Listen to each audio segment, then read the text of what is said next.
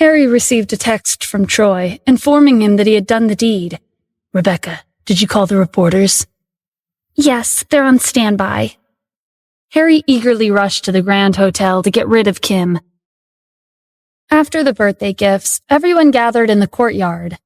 Natalie, Kim, and Stephen were sitting at a table far away from the others. Even though Gordon said he wouldn't pursue the issue with the wine, it was obvious that they were being ignored.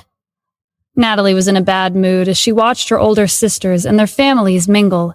Compared to the lively atmosphere at the center of the courtyard, their table was silent. "Stephen, this is all because of you." "It's quiet out here," Kim said. "We don't need to deal with their criticisms." Ever since they arrived, she noticed that Natalie's sisters had been targeting them from the beginning. Stephen chuckled. "That's right, at least we can eat in peace." Natalie sighed. Her parents and her brothers-in-law were giving each other a toast.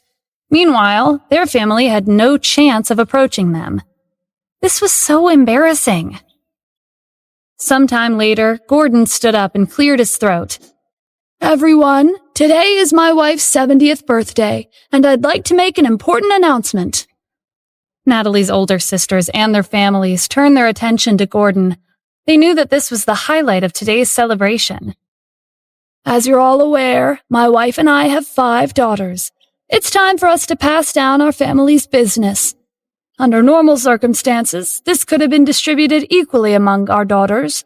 However, it has come to our attention that while some of my daughters and their families are outstanding leaders in their respective fields," Gordon glanced at Natalie's table before continuing, "there are others who aren't. The 2 of us have given this some thought and have decided to pass down our family's business to the most competent family present."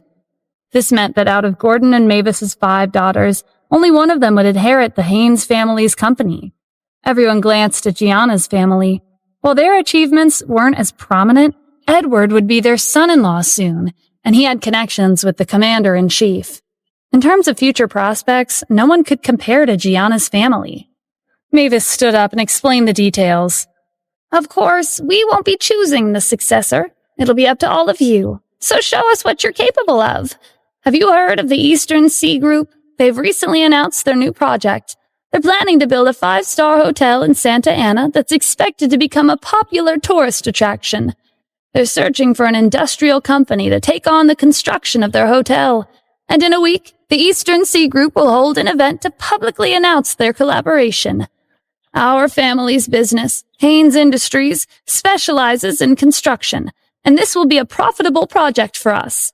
It will also give us an opportunity to establish a relationship with an influential company like the Eastern Sea Group. As such, out of the 5 families present today, whoever they choose to take on this project will become the legitimate heir to our Haynes family." The Haynes family wasn't a first-class family in the city, but they were still worth a few $100 million. Natalie's sisters and their families wanted to inherit the company. They had originally thought that Gianna's family would be named the heir, but it turned out that they would all have a chance to compete. Linda's husband held a high position in the local government, so everyone wondered if he had connections with the Eastern Sea Group. Kelly's husband was the first to question him. "I know a lot of people, but the Eastern Sea Group is out of my league. What about you? Since you work in the government, you must have some connection with them, right?" Linda's husband denied it immediately. "You're overthinking. The Eastern Sea Group is a large corporation. How could I have any connections with them?" Contrary to his words, as soon as the celebration was over, Linda's husband planned on going home to get in contact with them. After all, the Eastern Sea Group wanted to construct a hotel in Santa Ana. They would need to inform the local government.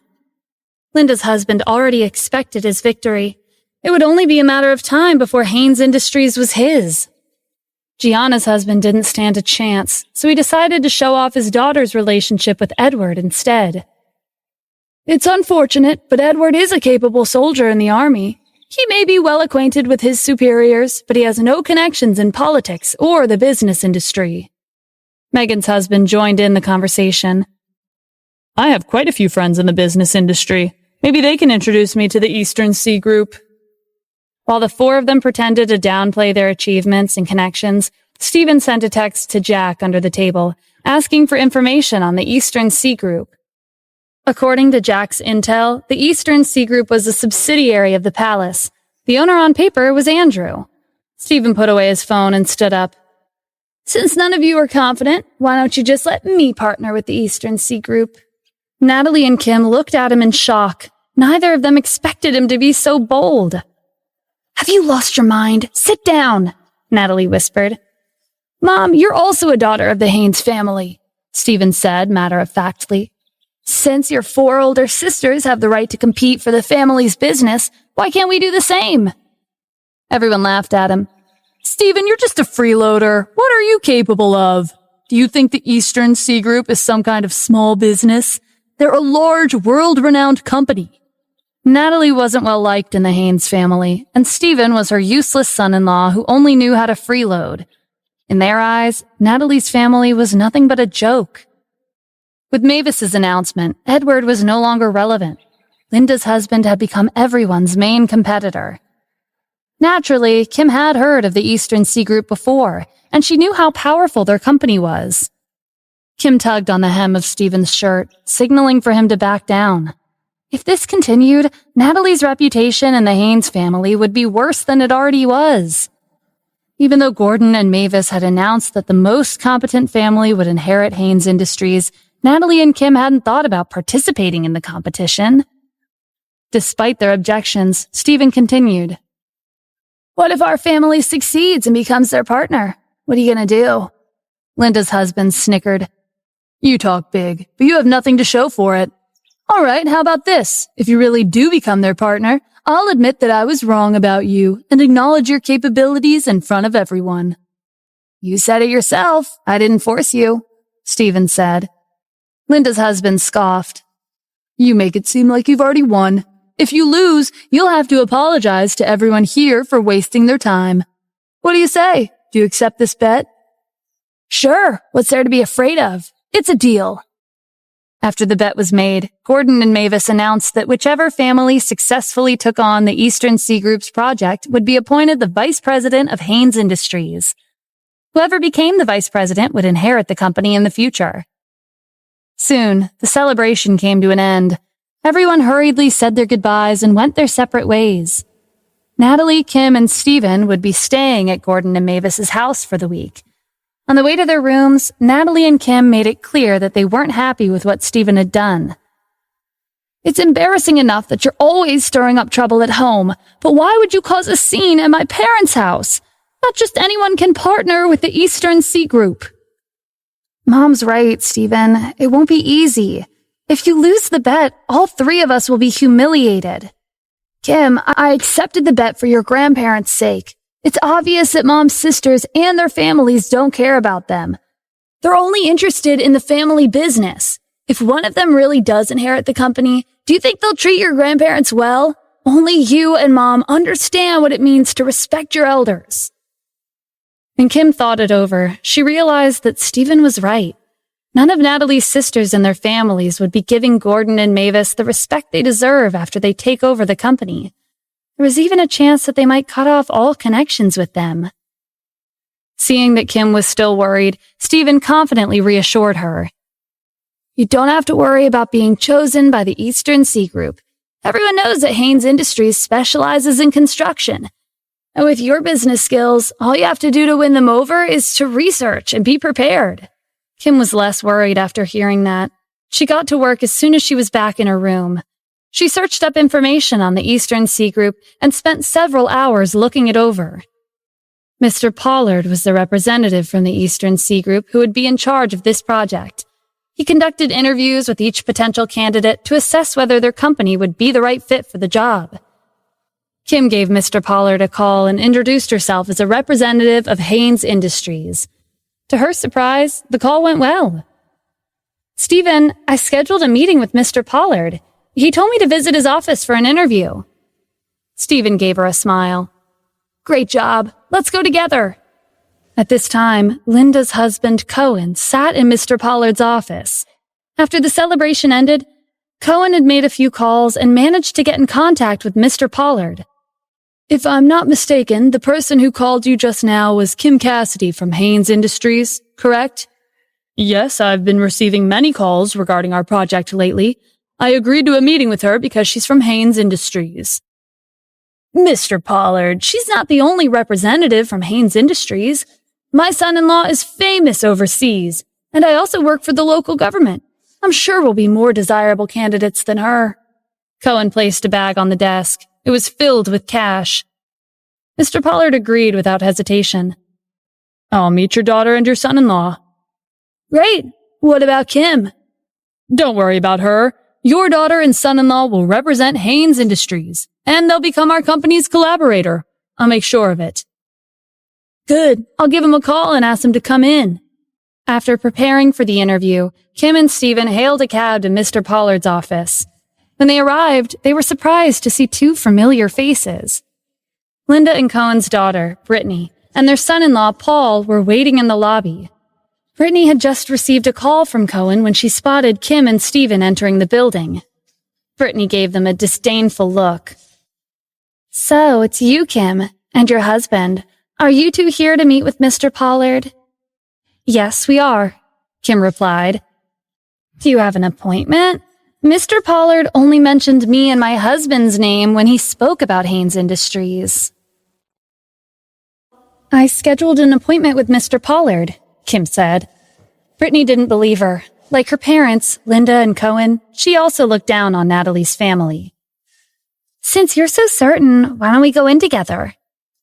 Kim didn't back down because she had personally spoken to Mr. Pollard and set up a meeting. She and Stephen followed Brittany and Paul upstairs. Brittany introduced herself and her husband to the receptionist and told her that they had an appointment with Mr. Pollard. The receptionist made a quick call to confirm. Mr. Pollard said you can go in. Thank you, Brittany said. She pointed at Kim and added, By the way, this is my cousin, Kim Cassidy. She also has an appointment with Mr. Pollard. Since we're relatives, we don't mind meeting him together. The receptionist made another call.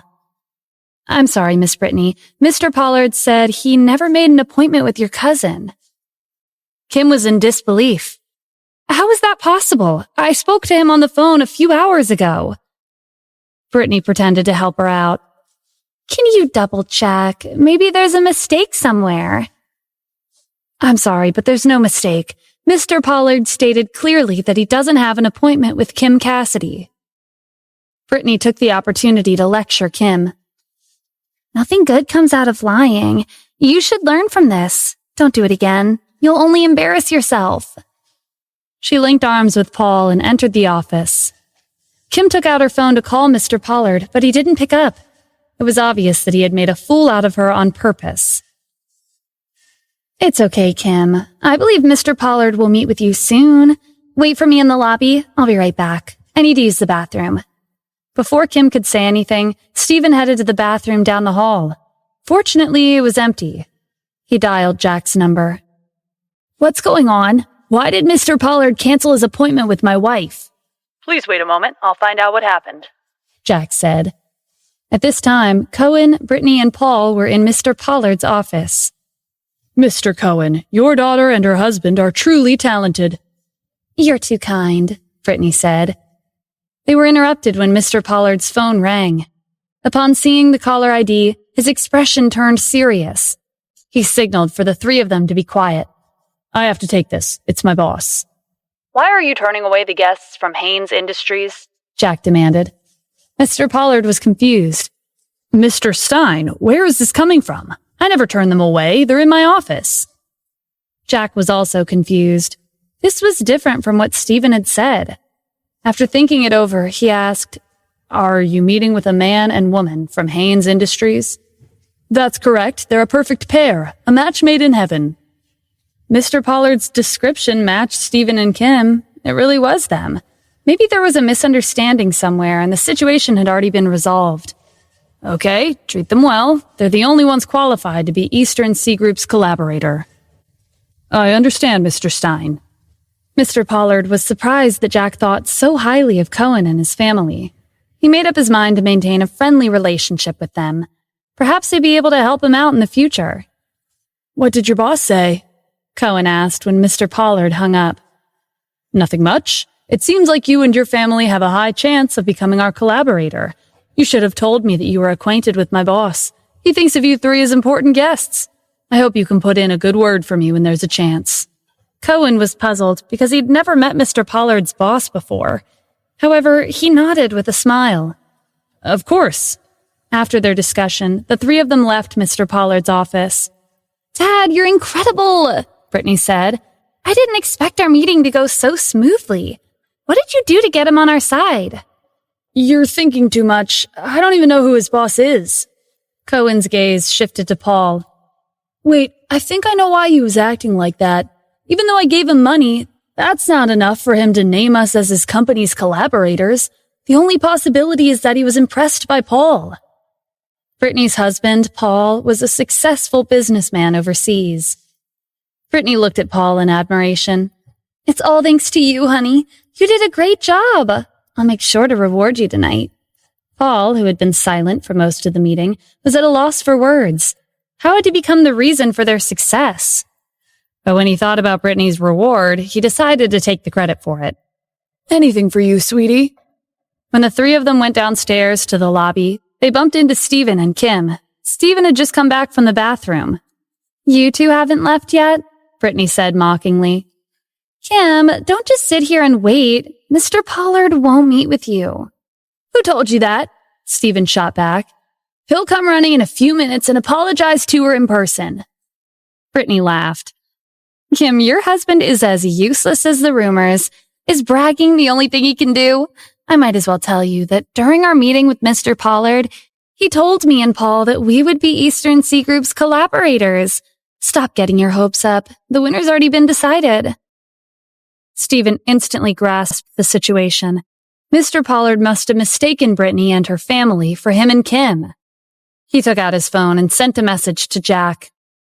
After receiving the news, Jack promptly called Mr. Pollard and reprimanded him. "I was referring to Kim Cassidy and Stephen Adams from Haynes Industries. I'll give you 1 minute. Go downstairs and apologize to them. Whether they forgive you or not is outside of my control." "Who exactly are they?" Mr. Pollard asked in a shaky voice. "Don't ask questions. All I can say is that you and I both can't afford to offend them, especially Kim's husband. He can even decide my fate with a single sentence. Do you understand?" Mr. Pollard started panicking. If a simple sentence could ruin his boss's life, wouldn't a shrimp like him be tramped on? He rushed out of the office and ran into the elevator. Kim was on the verge of losing her patience. Not only was Mr. Pollard nowhere to be seen, Stephen was bickering with Brittany's family and bragging about ridiculous things. "Stephen, what are you saying? Let's just leave." Stephen pointed to the elevator. "I'm not lying. Look, isn't that Mr. Pollard?" The elevator doors opened, and Mr. Pollard hurried across the lobby. Cohen and his family were surprised to see him again so soon. Cohen stepped forward and prepared to shake hands with him. "Mr. Pollard, you didn't have to come down to see us off." However, Mr. Pollard ignored him and passed him by. He quickly walked up to Stephen and Kim.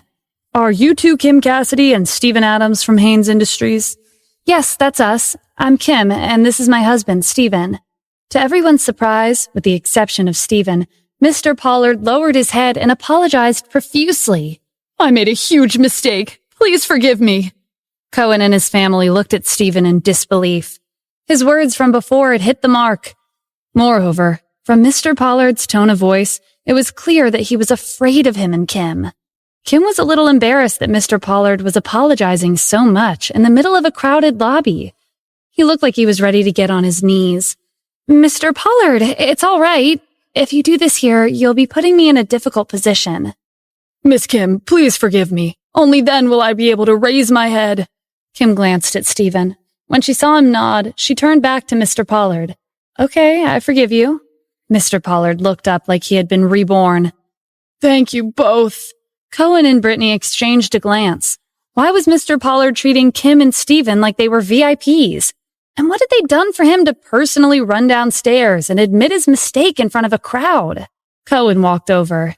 "Mr. Pollard, are you mistaking them for some other distinguished guests? Kim has no status within Haynes Industries, and Stephen is a freeloader at her house." Mr. Pollard was terrified when Cohen belittled Kim and Stephen. From now on, you and your family have nothing to do with me. My boss informed me that our only collaborator will be Miss Kim. As for the rest of you people representing Haynes Industries, don't even think about it." Cohen and his family were so embarrassed that they had no choice but to leave. They had just been mocking Stephen for his overly confident attitude, but Mr. Pollard had cut ties with them in the blink of an eye. "I heard that Kim has a wealthy patron in Los Angeles," Brittany said bitterly. "Mr. Pollard probably changed his mind all of a sudden because of him. I didn't think Kim would sell her body in order to take over Haynes Industries." Cohen patted Paul's shoulder. "Since she's going this far for the company, then she can't blame us for going all out. Paul, you have a profitable business overseas, so in terms of money and status, you're not inferior to Kim's rich patron in any way. I don't believe that Kim will be the final winner." "No problem, I'll take care of it," Paul said. In reality, his profitable business didn't exist. He was an unemployed young man who happened to meet Brittany when he came to the United States. With his attractive appearance and his skill for flattery, she had fallen for him at first sight. On the way back to the Haynes family's house, Kim thought about the earlier incident. Mr. Pollard had told her that she would be the Eastern Sea Group's collaborator, but that would only be confirmed next week at the event. He had specifically told her that she couldn't tell anyone else about this. In addition, not only had Mr. Pollard embarrassed himself in the lobby, he also seemed afraid of them. Kim recalled that recently, everything that Stephen said, no matter how outrageous, had turned out to be true. Or rather, it was more accurate to say that it had become reality. "Stephen, do you have something you want to tell me?" "I'm actually a superhero who has the power to save the world. That's why Mr. Pollard was so afraid," Stephen replied cheerfully. Kim figured that he might have secretly contacted the owner of Global Investment or Jack for help. "Okay, if you don't want to tell me, then forget it. We shouldn't keep relying on other people, though. Oh, right, I almost forgot. Amy has a few days off from school, so she'll be coming to Santa Ana. I need to prepare a presentation for next week's event, so I'll be a bit busy this week. Can you pick her up from the airport?" Stephen hailed a cab to the airport to pick up Amy. She arrived not long after, but she wasn't alone. A girl around Amy's age was next to her. They were both wearing shorts, which accentuated their long legs, and combined with their beautiful looks, they attracted the attention of countless passerbys. Amy looked around, but she didn't see any sign of Kim. "Hey, Stephen, why are you here alone? Where's my sister?" "Kim is representing Haynes Industries for the event next week. She's busy making preparations. She didn't have time to come pick you up, so I came by myself." Stephen turned to Amy's friend. "Is this your classmate?" "Yeah, she's pretty, right?" Amy chuckled. "Don't go checking her out now, or else I'm going to tell Kim." Stephen sighed. His sister-in-law was as mischievous as ever. He wasn't thinking or doing anything of the sort. Vanessa took the initiative to greet him. "Hi, I'm Vanessa. I'm Amy's roommate." She leaned closer to Amy and whispered, "Your brother-in-law is handsome." Amy scoffed. "Is this your definition of handsome? Stefan's way better than him. I don't think you know how to judge a man's looks." Amy and Vanessa were whispering, but Stephen could hear them clearly. He hadn't expected Amy to still be interested in Stefan. As they made their way to the exit, a commotion caught their attention. There was a crowd of people chanting someone's name. It was obvious that they were some celebrity's fan club. A man walked out, flanked by several bodyguards in suits and sunglasses. They stepped forward to weave a path through the crowd, rudely pushing the passionate fans aside. "Everyone, please get out of the way." Even though the fans were being treated roughly, they thought nothing of it and continued to shout excitedly. Vanessa's face lit up when she recognized the celebrity. "Amy, look, Zion's here in Santa Ana. I didn't think we'd get the chance to see him.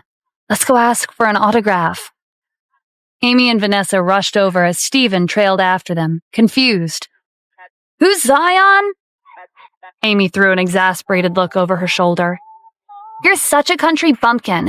You don't even know who Zion is? He's one of the most famous celebrities in our country, and he has millions of fans. He's been singing and acting since he was young, and he instantly became famous when he debuted." "I see." Stephen said, looking towards the horde of people ahead of them. Zion was being escorted through the crowd by a group of serious-looking men. He took off his sunglasses and waved at his fans. With the appearance of a famous celebrity, the surrounding passerbys stopped to watch and take pictures. There were so many people that Amy and Vanessa couldn't get near him. They trudged back to Stephen in disappointment. What a pity. We were so close. Vanessa showed Amy the post on her phone. It's not over. Zion updated his social media just now. He's not leaving the airport yet. He's headed to a fast food restaurant. Amy's mood lifted. What are you waiting for? This is our chance. Let's go. She pulled Vanessa towards the restaurant. When they got there, the once bustling restaurant was suddenly deserted. A group of security guards was surrounding the entrance. It wasn't hard to guess that they kicked out the customers for Zion to eat alone. Seeing Amy and Vanessa come over, Zion's bodyguards waved them away. This place is under martial law. No one is allowed to enter. Really? Stephen pointed at Zion, who was inside the restaurant. Then how'd he get in? The bodyguards looked at each other. Ever since they started working for Zion, they'd always turned their fans away using this excuse. The fans always cooperated at the mention of martial law. Because he's Zion, and who are you supposed to be? One of the bodyguards asked mockingly. A middle-aged woman who appeared to be Zion's manager stepped out of the restaurant. What's going on? These three are fans of Zion. They're trying to get inside. Zion's manager glanced at them and waved her hand. He's tired after a long flight, so he can't give you an autograph right now. Don't bother him while he's eating. So just because he wanted to eat alone, you drove all the other customers out of the restaurant? What right do you have to do that? Stephen demanded. Regardless of how famous a celebrity was, they didn't have the right to use their fame to their advantage and put themselves above others, especially not with an excuse like martial law. To make things worse, Zion's fans considered this to be a normal occurrence. This was a tragedy and an insult to their country. Just like the bodyguards, Zion's manager was surprised by Stephen's response. As someone who worked closely with Zion, she had always enjoyed these kinds of privileges, so she didn't think they were doing anything wrong. Zion's famous, and he has a lot of fans. We're doing this to protect him. Let me remind you, this place is under martial law. Don't make things difficult for us and leave. We've been treating you kindly up until now, but don't blame us for being rude if you keep this up. Amy did want to ask Zion for an autograph, but she didn't want to disturb him and his staff. She and Vanessa turned to leave. Stephen, let's go. You guys go first. I'll be there in a minute, Stephen said. When they left, he turned back to the manager. Who gave you the right to enact martial law in public when the situation doesn't call for it? The manager didn't back down. After all, who was around to enforce the law? More importantly, no one was nearby beside him, so she didn't have to be concerned about Zion's reputation. Words really can't get through to you. Then fine. Security, what are you waiting for? Kick him out. Stephen took out his phone. Since you're insisting on continuing this excuse, I'll give you a taste of what true martial law is. He dialed Xavier's number. Commander Riley, we'll be enacting martial law at the Santa Ana airport. Are you calling for help? The manager mocked. Even if this Commander Riley shows up, it won't do you any good. Zion heard the commotion and came outside. What's happening? One of your crazy fans is causing trouble. He said he would enact a martial law of his own. Zion glanced at Stephen in disdain. He seems clever, but unfortunately he's not that sharp. Deal with this quickly. We're in a rush.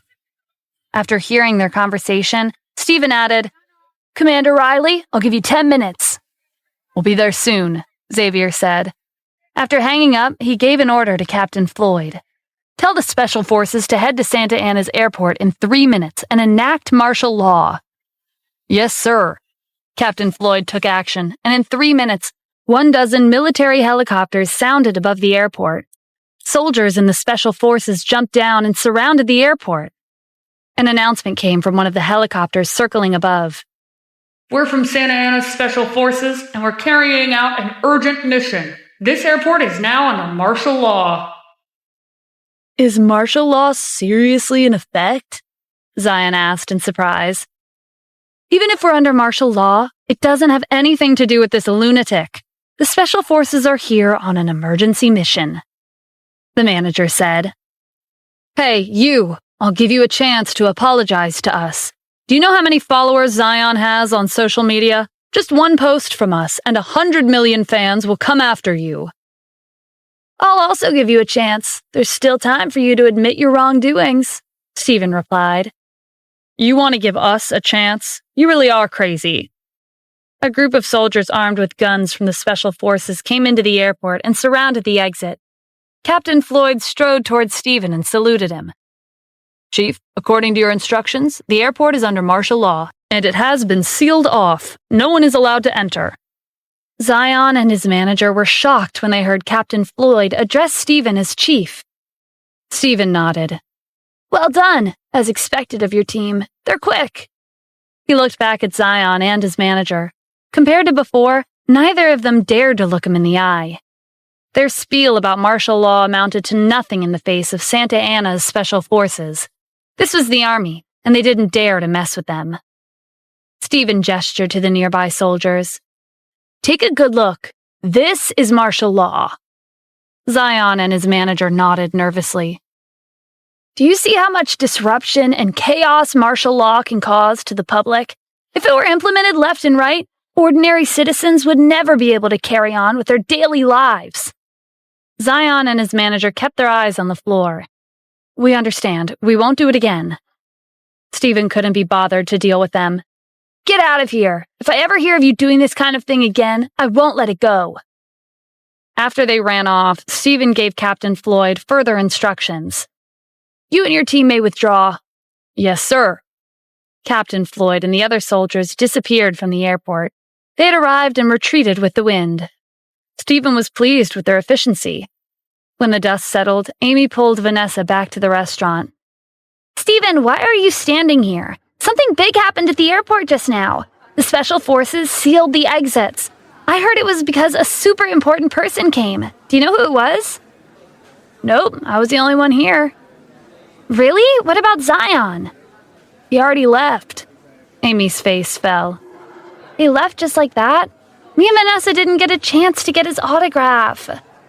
Vanessa was also disappointed. We were lucky enough to see him in person, I guess. Stephen racked his brain to understand, but Zion's popularity was beyond his comprehension. Wasn't he just a well-mannered celebrity on the surface with a terrible personality at home?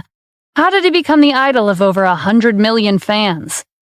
Was he getting old, or had the times changed? It's just an autograph. If you want a group photo, I can get that for you too. Vanessa looked at him expectantly. Are you telling the truth? Of course, Stephen said with a smile. You have my word. Amy narrowed her eyes.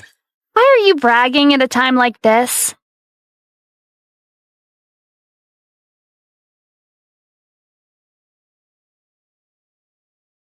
Amy knew best about her brother-in-law's capabilities, so she didn't take his words seriously.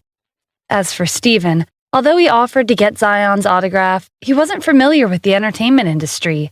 He should have asked Zion for his contact information before he left. Stephen excused himself and went to the bathroom to give Jack a call. Which entertainment company is Zion affiliated with? Starlight Entertainment, Jack said. It's one of the biggest entertainment companies in the world, and it's also one of the palace's businesses. Well, that made his life 10 times easier. Tell Zion to come to Santa Anna's airport, Stephen instructed. Jack dialed Zion's number while being unaware of the recent martial law enactment at the airport. He told Zion that the big boss wanted to see him. It hadn't been long since Zion left, so he was still near the airport's vicinity. He was surprised to hear that the owner of Starlight Entertainment was there. His manager was thrilled. This is a great opportunity to wash away our shame. What are you talking about? Zion asked in confusion. The man was the commander-in-chief, so we can't go against him. But Starlight Entertainment is influential, and it has connections with the military.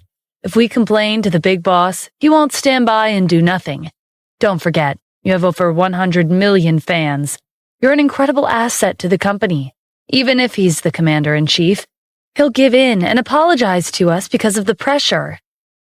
Zion mulled over her plan. That's not a bad idea. As a celebrity with over 100 million fans, he was recognized everywhere he went. Being humiliated by the commander-in-chief was a first-time experience, and he would not tolerate it. Amy rolled her eyes when Stephen came out of the bathroom. Didn't you say you could get us Zion's autograph? How are you planning to do that? He's not even here.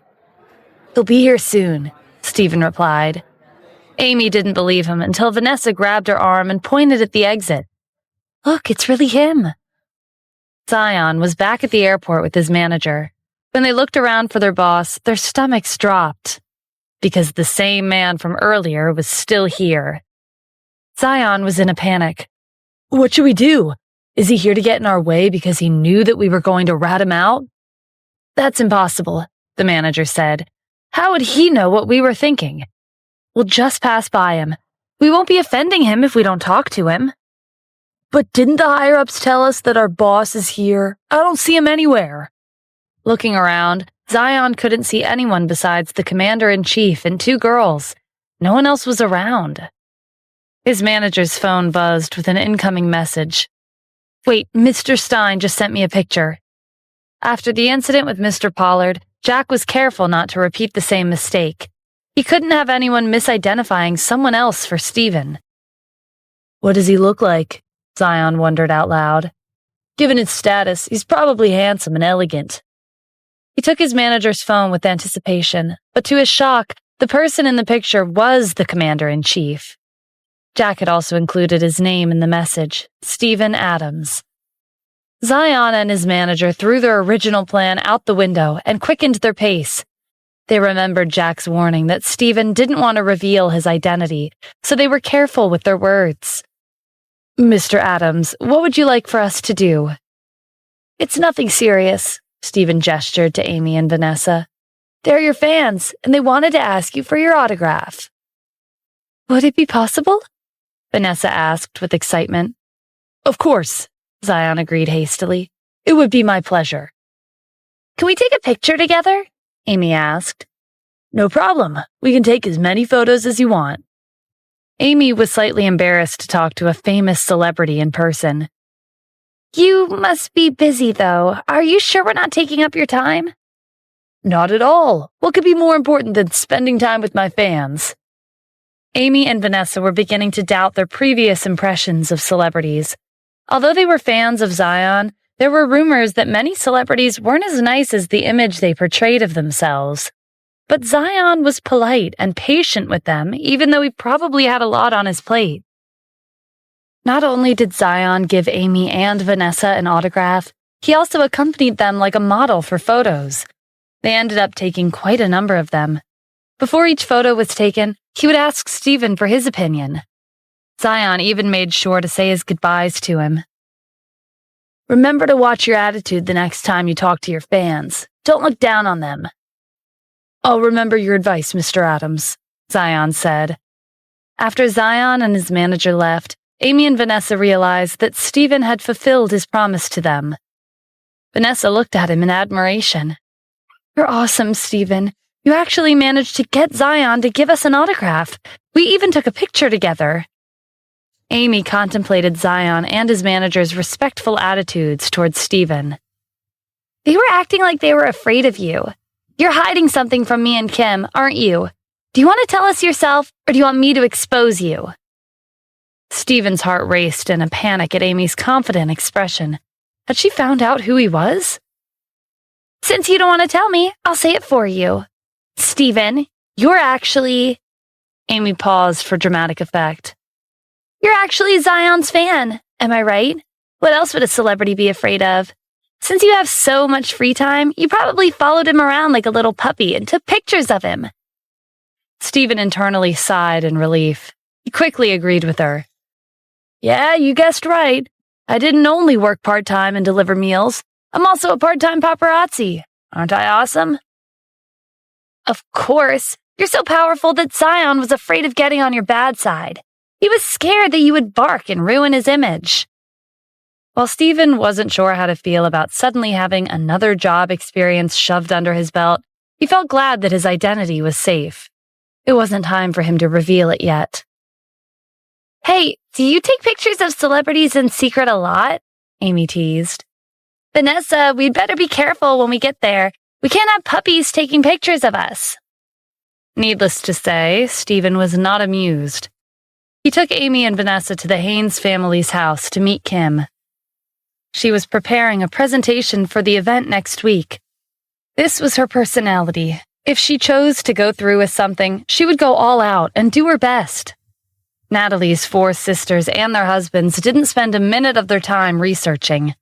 They searched high and low across the city for connections, hoping to secure Mr. Pollard's favor before the event. Linda's husband, Cohen, had to work especially hard. He had to make up for his ruined friendship with Mr. Pollard. Linda and Cohen decided to pin their hopes on Paul, their son-in-law. However, Paul was an unemployed youth who had no business of his own. Because he was afraid of being found out, he had no choice but to come with an excuse and return overseas. Linda and Cohen's daughter, Brittany, was full of confidence.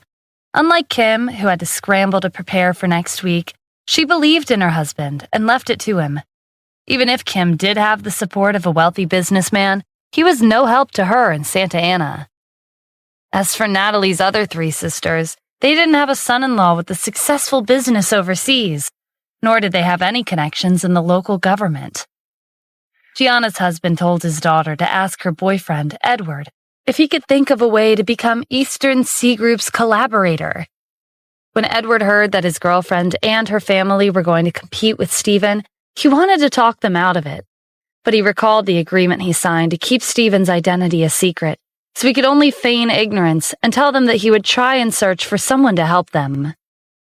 Despite the uncertainty, Gianna and her family were confident that they would win. Amy wasn't happy to see Kim doing all the work.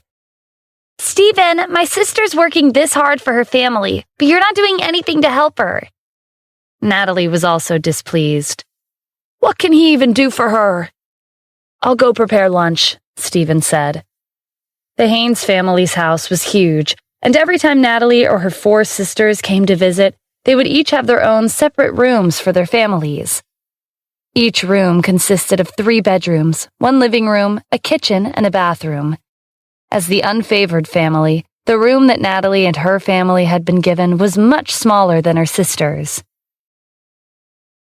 The Haynes family gathered together for mealtimes, but because Natalie's family wasn't well received, Stephen prepared their meals in case they were still hungry afterwards. On the day before the event, Gordon and Mavis asked everyone to gather in the courtyard. Tomorrow is the Eastern Sea Group's event. Is everyone confident? Gordon asked. Linda's husband was the first to answer. Don't worry, Paul went back home overseas. Tomorrow he'll rush back to Santa Ana. With his connections, we'll definitely become their collaborator. Gordon nodded in satisfaction. I'll be waiting for the good news. Kelly's husband joined the conversation. We don't know who they'll pick. I may not be the most competent out of everyone here, but I do have some friends in the industry. They helped me get in contact with the Eastern Sea Group. Linda's husband maintained a smile as he cursed him in his head. We'll just have to see tomorrow. Gianna's husband chuckled. I've asked Edward for assistance. With his position in the Army, the Eastern Sea Group will at least consider us before making a decision. Megan's husband boasted his achievements. I don't have connections, but I have asked someone to deliver an antique to the manager of the project. I heard they've been searching for this antique all over the world. Who would have thought that in order to level the playing field, Megan's husband would take out his trump card? Everyone spoke confidently, as if the winner had already been decided. But Stephen knew that the real winner was Kim. Since Kim was participating in the event, she also spoke up. We don't have connections or gifts, but we do have the skills required to succeed. Natalie's sisters and their families laughed at Kim's naivety and inexperience. They'd been in the business industry for much longer than she had. They knew very well that sometimes just having the skills wouldn't cut it. Becoming the Eastern Sea Group's collaborator was not a feat that could be achieved by relying on business skills alone. Gordon and Mavis smiled in response out of formality. They were more optimistic about Linda's family and Gianna's family. The next day, everyone got up bright and early to get ready for the day. They split into 5 groups and headed to the event venue via 5 different routes. Everyone besides Natalie's family was panicking. Linda's husband, Kelly's husband, Gianna's husband, and Megan's husband were all nervously making calls. "What did you just say? Paul's still overseas. He doesn't have a plane ticket home? Isn't he a millionaire? What's the use of buying a plane ticket? He should have his own private plane." "Are you kidding me? Mr. Pollard changed his assistant, and his new assistant refused your calls. Doesn't that mean the money I spent is wasted?" "What was that? Edward has an urgent mission, and his phone is turned off. There's no way he'll be back in time." "Huh? He couldn't deliver the antique? He was suspected of accepting bribes and the police investigated him? Then what happened to my antique?" "Okay, I won't talk about it anymore. Keep this a secret for me. Don't tell anyone that the antique was from me." While they were all in hot water, Mr. Pollard, the host of today's event, walked on stage. The venue fell silent with Mr. Pollard's arrival. First, I'd like to thank everyone for joining us today. The Eastern Sea Group will be investing $1 billion to build a 5-star hotel in Santa Ana. Our project received immense support from the city and everyone here today. We would like to show our gratitude by selecting a business partner from the audience. Of course, we're aware that this city is filled with talented upstarts, which is why we would like to hold a fair competition. The CEO of Eastern Sea Group, Jack Stein, will personally host today's event. Everyone, please welcome Mr. Stein.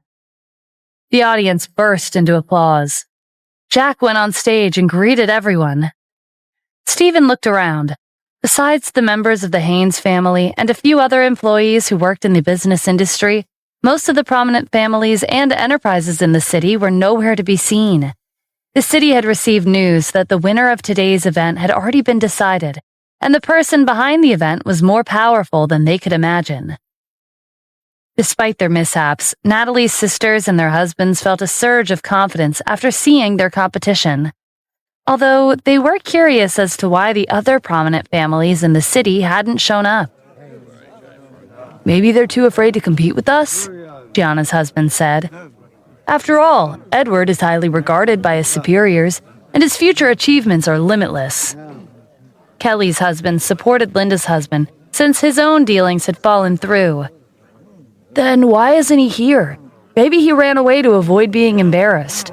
Paul, on the other hand, is the owner of a big company overseas.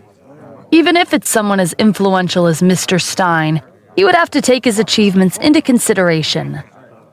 Stephen glanced at them in disapproval. They placed too much importance on connections. With Jack's introduction, the competition had officially begun. According to the rules, each representative would take turns to promote their respective company and explain why they would be an ideal candidate to take on this project. Kim was the third participant to present. Since she'd prepared thoroughly beforehand, her presentation was concise, detailed, and straight to the point. Moreover, Haynes Industries was an established construction company, so this automatically pushed their representatives to the top. Combined with Kim's excellent presentation, it was safe to say that she was the favorite candidate. Jack and Mr. Pollard nodded in approval as they listened. As expected of the Grand Palace Master's wife, Jack thought, she's a professional and a great presenter.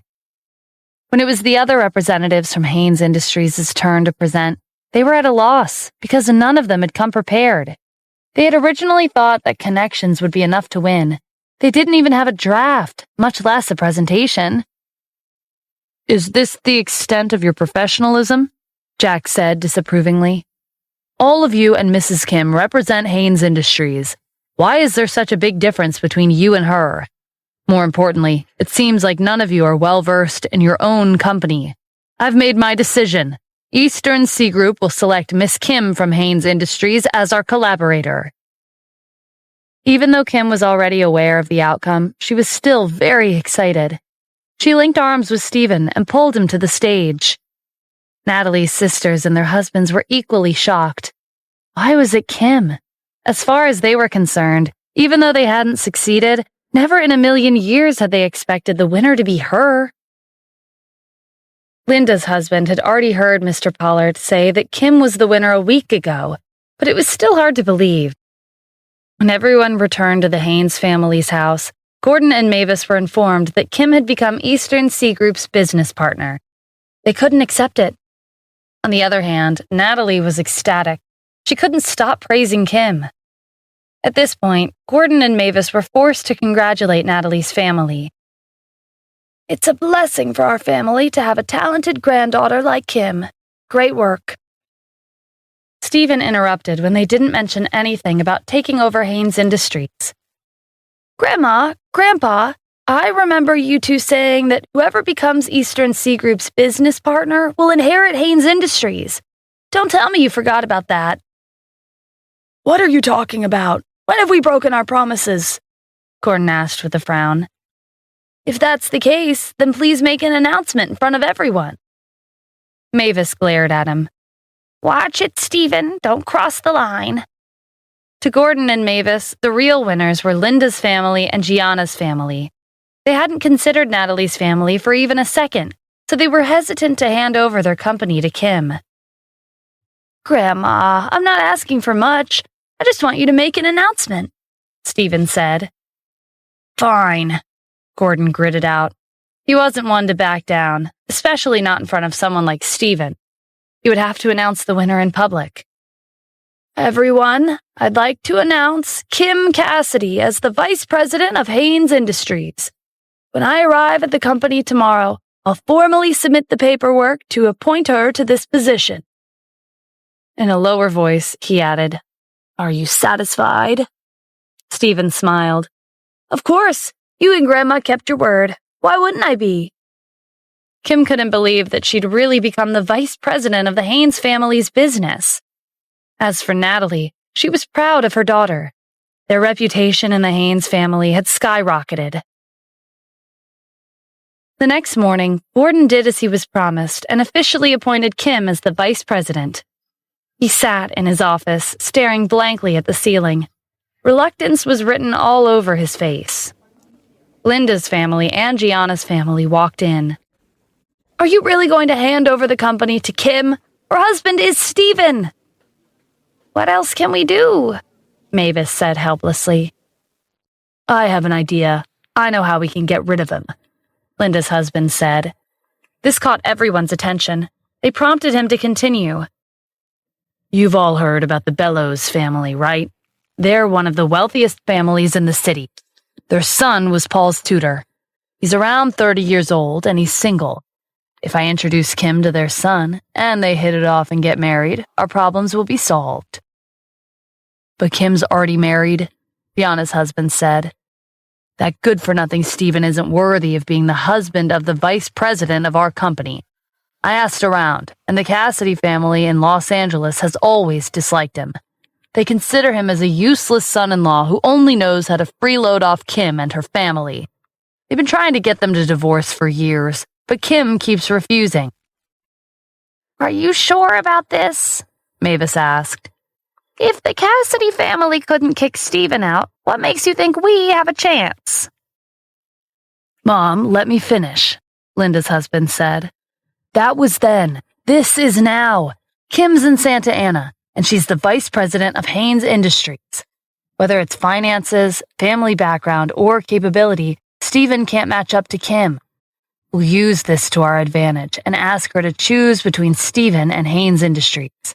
At the same time, we'll introduce the son of the Bellows family to Kim. They'll do whatever I ask of them. After everything is settled, Haynes Industries will belong to us.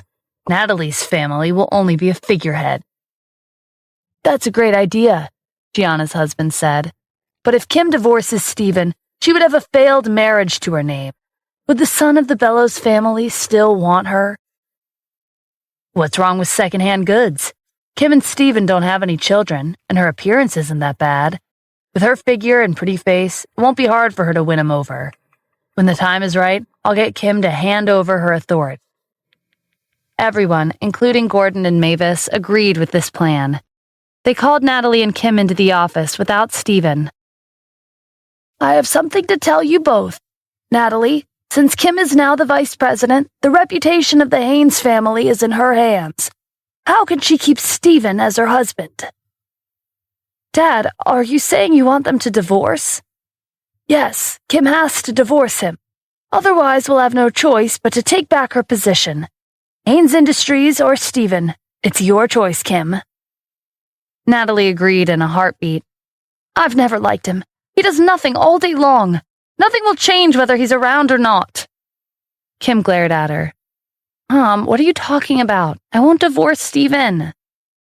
"Aren't you worried that you won't be able to find a good man after the divorce?" Mavis asked. "Don't worry, I've already thought about it. One of your uncles knows someone from the Bellows family. They're a prominent family in Santa Ana, and they're much wealthier than us. Their son is currently single, and there's many women hoping to win his heart. Your uncle sent your photo to him, and he's interested in getting to know you. Your uncle can introduce you to him." "Really? When are you planning to have them meet?" Natalie asked excitedly. "He knows that Kim's birthday is in 3 days, so he said he would like to meet her then. He even told us he's prepared a birthday present and wants to surprise her. He's only just seen her picture, but he's already this proactive in making his move. Don't you think having him as your son-in-law will be much better than that freeloader Stephen?" Natalie didn't give Kim a chance to cut in. "I understand. When Kim and I get back to Los Angeles, the first thing we'll do is file the divorce papers." At this time, Amy and Vanessa were dragging Stephen out of the house to accompany them on a tour of Santa Ana. Since he was already out, he decided to ask around for the best restaurants in the city to prepare for Kim's birthday. Along the way, they bumped into Oliver. He was one of Amy and Vanessa's university classmates. Many students had decided to leave their dorms and relax out of the city during their short holiday. Oliver was from a wealthy family. He drove a BMW X5, and he seemed to be interested in Vanessa. But she was close to Stephen, so he was secretly jealous of him. To Oliver, Stephen was mediocre, and it made him want to show off. He invited the three of them to karaoke and drove them to an expensive location. "Stephen, have you seen this kind of place before?" "Nope," Stephen said. This was the truth. This type of entertainment had never appealed to him. "Let me tell you, this is one of the best karaoke places in the city. Everything about it is high class, including the sound quality, service, and even the atmosphere. You might not know this, but it costs $10,000 for 1 hour. With so many of us, I can afford to treat you guys today, and we can sing for an hour or two." 2 hours is only $20,000 for each person. I can afford much more than that." Stephen's attitude made Oliver's blood boil. But before he could say anything, 2 men approached them. They eyed Amy and Vanessa with a lecherous look in their eyes. "Why don't you 2 pretty ladies ditch them and come with us?" Oliver stepped forward. "You better leave all you can. I'll have you know I'm an expert when it comes to martial arts." However, the thugs weren't bothered by his threat, and with one punch, they knocked Oliver unconscious.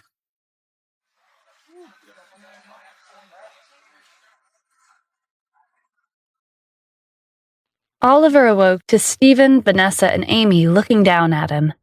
He was sprawled on the ground with a pebble digging uncomfortably into his back. He sat up and looked around. "What happened to those 2 guys?" "They left," Stephen said. "What? You let them go just like that? Did you forget the way they looked at Amy and Vanessa?" Oliver staggered to his feet and reached for Stephen's collar, but he dodged, causing him to almost trip and crash back to the ground. Vanessa was exasperated. "Get it together, Oliver. Do you remember where you are?" Oliver looked her over. She seemed fine, which meant that Stephen had somehow chased those 2 thugs away. "Vanessa, are you okay? What did Stephen do?" Vanessa narrowed her eyes. Compared to Stephen, Oliver was an idiot. "Do you even know who he is? He's..." Vanessa swallowed her words when she recalled the incident from earlier. 5 minutes ago, After the two thugs knocked Oliver out, another thug recognized Stephen and ran over. He apologized to Stephen and vowed to teach his friends a lesson for disrespecting him. And just like that, the situation was quickly taken care of. "Stephen, you're amazing," Vanessa exclaimed. "Tell me, are you hiding a secret identity? Why were they so afraid of you?" Vanessa was Amy's roommate and her best friend. Amy had mentioned her good-for-nothing brother-in-law multiple times, and she'd always wondered if he was as bad as she made him out to be. However, what happened just now had changed Vanessa's impression of Stephen. Compared to what Amy had said, he was like a completely different person. Stephen casually came up with an excuse. "You got me. I'm actually a spy. 3 years ago, I dethroned the boss and became my own boss." Vanessa was a young and immature university student. She bought his nonsensical lie. "Are you like one of those spies in action movies? I didn't expect you to be hiding such a big secret. That's why they were so afraid of you." "Can't be helped now that you know, but my identity has to be kept a secret, so—" Vanessa didn't wait for him to finish and cut him off. "You can trust me with your secret. I won't tell anyone. It's too bad that you had to ruin your own reputation for the sake of your mission." Vanessa pitied him even more when she thought about the countless number of times Amy had ridiculed him. "It's good that you understand," Stephen said. "This is the secret between us two. You can't tell anyone, not even Amy. Can you do this for me?" "Don't worry, no one will ever know," Vanessa promised with confidence. Oliver was confused when she paused in the middle of her sentence. "Why did you stop? What did he do?" Vanessa snapped out of it and replied, "He called the police." Oliver wasn't impressed. "That's it? I was expecting something more dramatic, like one man versus two thugs to save two beautiful girls." That was what he said, but on the inside, Oliver felt relieved to know that Stephen hadn't dealt with the situation on his own. He'd needed help from the police. They entered the building and booked a karaoke room. Several of Oliver's classmates joined them. Oliver was disappointed when Vanessa seemed to have an interest in Stephen instead of him. She selected a love song to be sung by two people and put a mic in Stephen's hands. Oliver didn't want them to sing a duet together. "It's not like he knows how to sing. Why don't you sing this song with me, Vanessa?" Just as he was about to snatch the mic, Stephen stopped him. "Who said I can't sing? I can even set a record." Oliver laughed. "You think you can sing better than everyone here? All right, why don't we have a bet? If I lose, then I'll pay for today's expenses, and I'll even treat you to food." Vanessa accepted the bet in place of Stephen. She'd already discovered one of his secrets. She wondered if he had any more. Amy sat to the side, watching Vanessa stare at Stephen the moment they entered the room.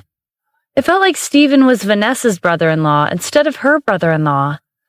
Amy couldn't help but feel a little down. Either way, she didn't think Stephen would win. Oliver was the president of their university's music and arts club. His singing was on the same level as the talented students in the music department. Of course, Oliver was aware that he had the upper hand. "To be fair, we'll each select our own songs. Whoever gets the highest score wins. Do you have any objections?" "No, I'm fine with that." At Stephen's confirmation, Oliver selected a song titled Paradise.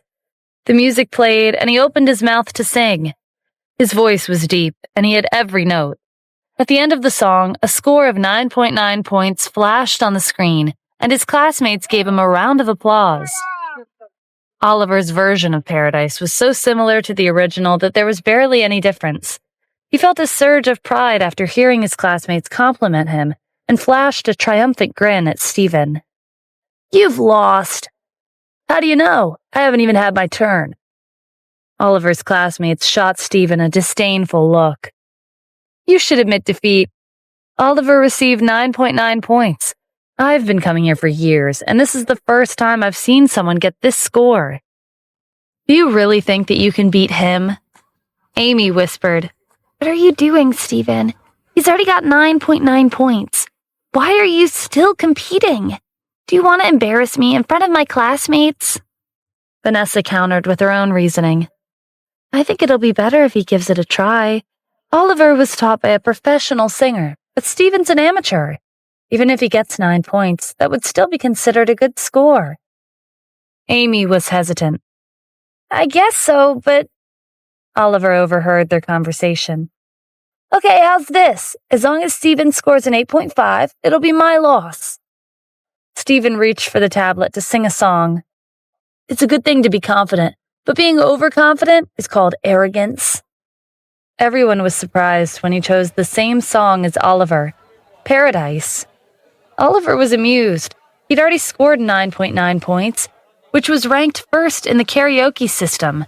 Stephen wouldn't be able to surpass him. Contrary to everyone's expectations, Stephen's singing was better than they'd imagined, if not perfect.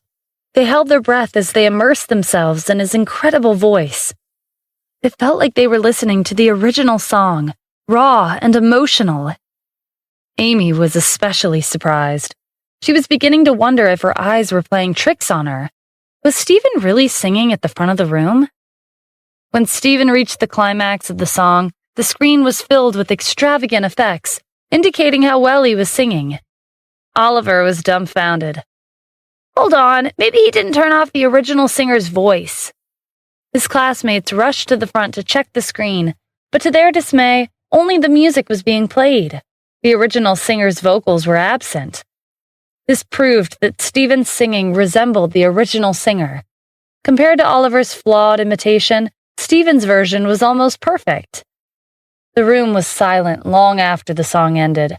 Everyone was caught up in Stephen's heavenly voice, and they couldn't come back to their senses. It was only when a perfect score of 10 appeared on the screen that the room burst into thunderous applause and excited cheers. 10 points! This is the first time in history that someone's gotten a perfect score in the karaoke system. I'm so glad I came today.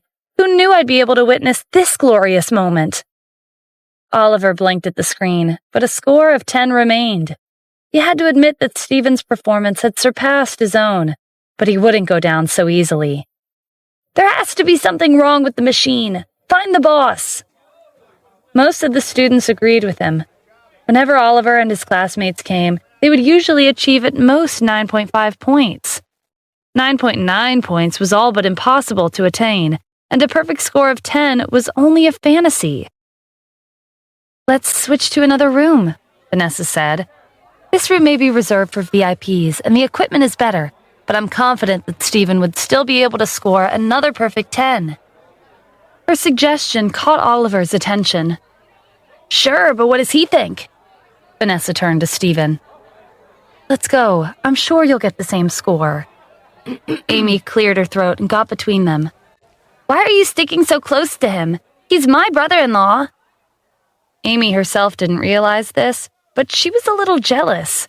It hadn't been long since Stephen and Vanessa met, but she was already acting friendly with him. They were closer than Amy had ever been with him.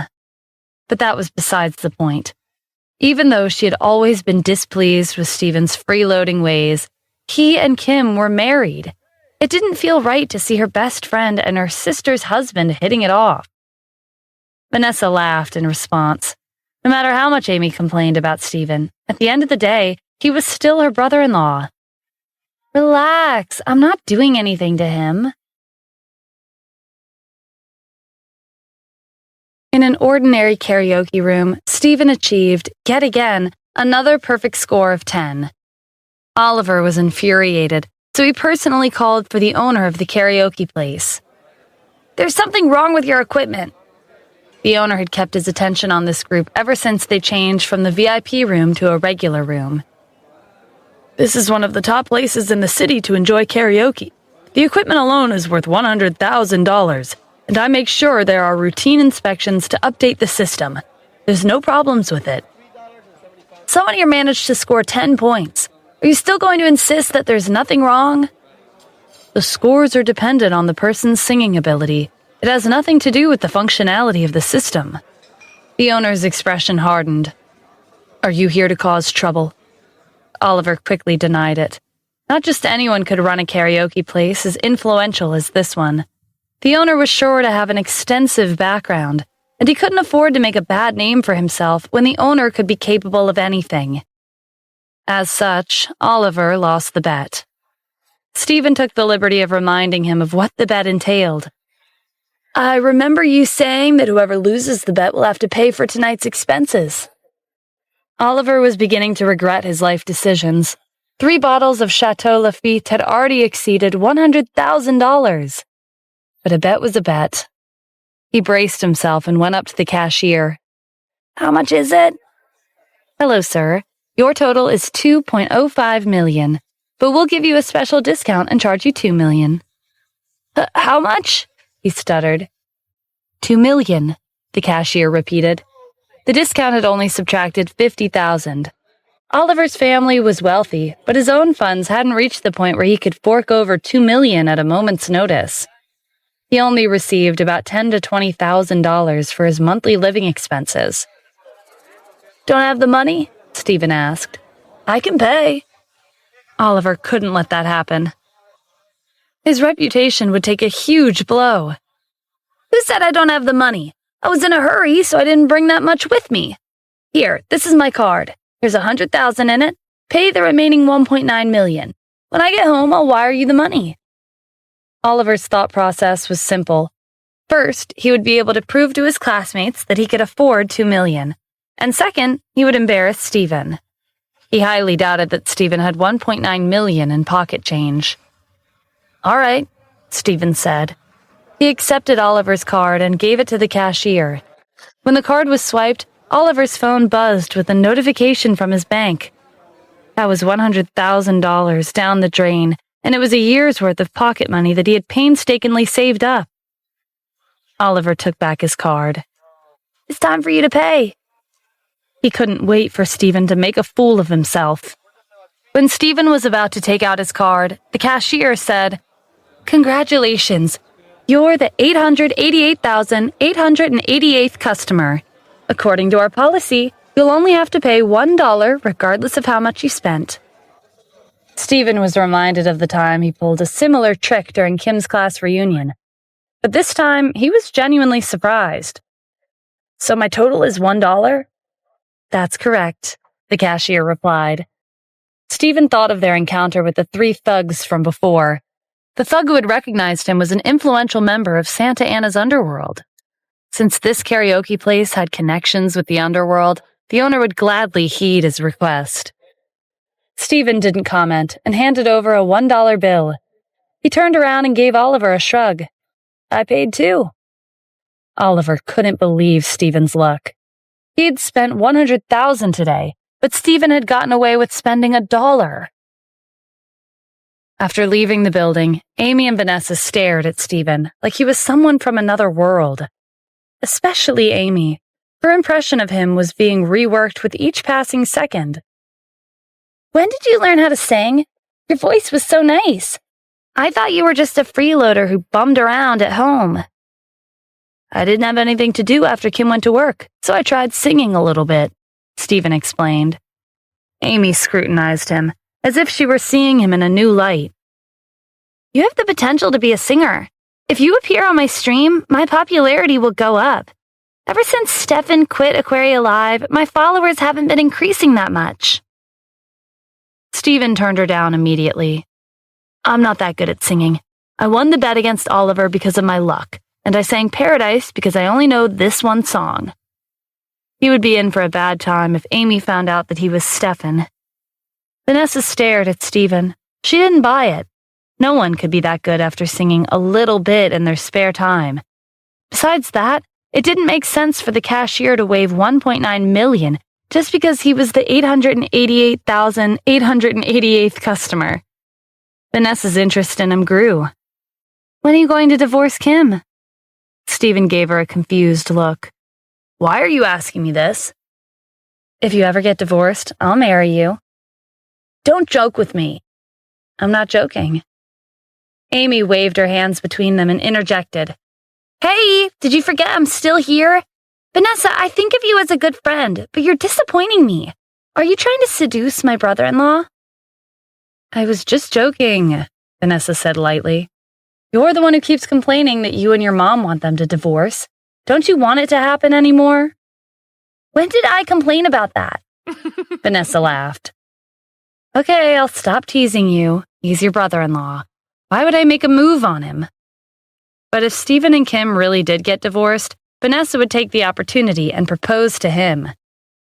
Feeling the tension in the air, Stephen changed the subject to lighten the mood. Have you two heard about Cloud Walk Restaurant? Amy's eyes lit up. That's the best restaurant in Santa Ana. If you want to have a meal there, you have to make a reservation ahead of time. One meal costs at least $100,000. Even though it's pricey, the location is scenic. While you're eating, you can enjoy a view of the entire city. It'll be like walking on clouds and gazing at the city from above. It's the perfect date spot for couples. Wait, why are you asking about this? You're not thinking of making a reservation, are you? I am, Stephen said. Kim's birthday's in 3 days, so I wanted to make a reservation for a birthday party. From your description, it's exactly the place I was looking for. Vanessa's eyes sparkled. Wow, I wouldn't even dream of eating at such a fancy restaurant. Amy put her hands on her hips. Stephen, you have high standards, but can you afford it? Don't get carried away. You won't get lucky again like what happened at the karaoke place. Vanessa tugged her arm. Come on, Amy, let's go check it out. It's nearby. And who knows, maybe he'll surprise us. Amy reluctantly let herself be pulled along. Cloud Walk Restaurant was located at the top floor of Millennium Plaza, a popular tourist spot. The exterior alone was lavishly decorated, and it exuded a high-class atmosphere. Only the wealthy could afford to dine here. Even the Haynes family would have to think twice before making a reservation. While Amy and Vanessa were admiring the restaurant, a young man in a suit strolled over. Is that you, Amy? The smile slipped off Amy's face at the sound of the familiar voice. Alan, why are you here? To tell you the truth, my family owns this restaurant. Alan glanced at Stephen. Who's this? Stephen was about to introduce himself as her brother-in-law, but Amy interrupted him and said, He's my boyfriend.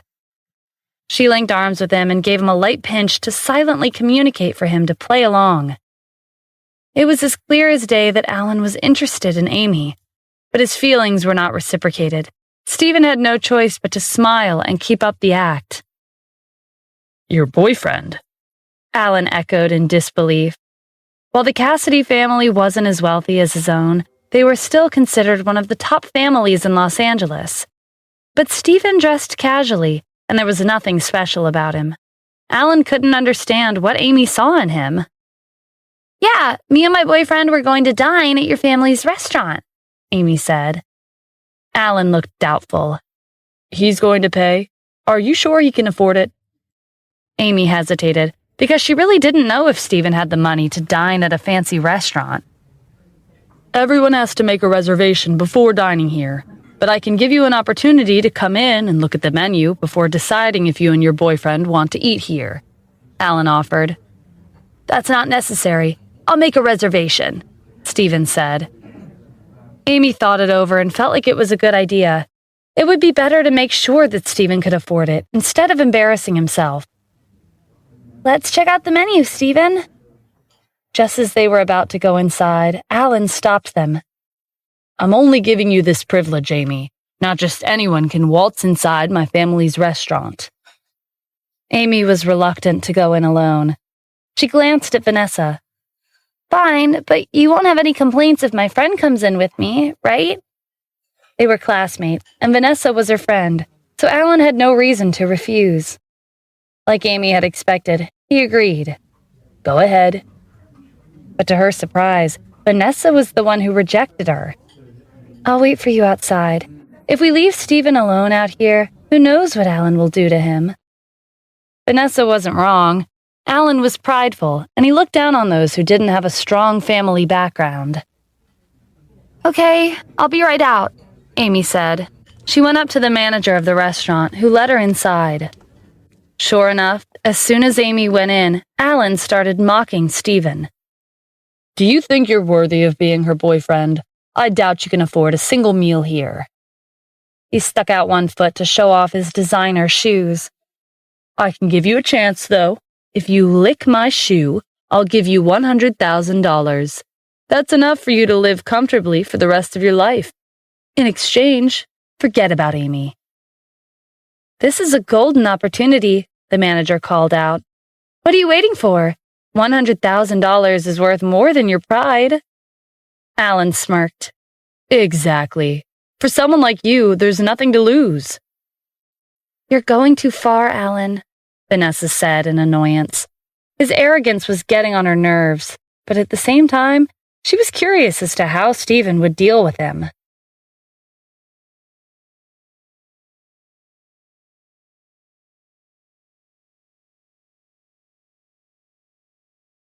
To Vanessa, Stephen was like the protagonist in an action movie, and they always had backup who magically appeared in times of need. But he had told her that he needed to conceal his identity for the time being, so would he really mobilize his subordinates for a trivial situation like this one? The scenes in Vanessa's head did not happen, at least not in the way she'd been imagining them. Rather than action-packed drama, Stephen calmly took out his phone and made a call. "Purchase Cloudwalk Restaurant in Santa Ana within 3 minutes." Vanessa was shocked by this plot twist, as expected of a spy who was his own boss.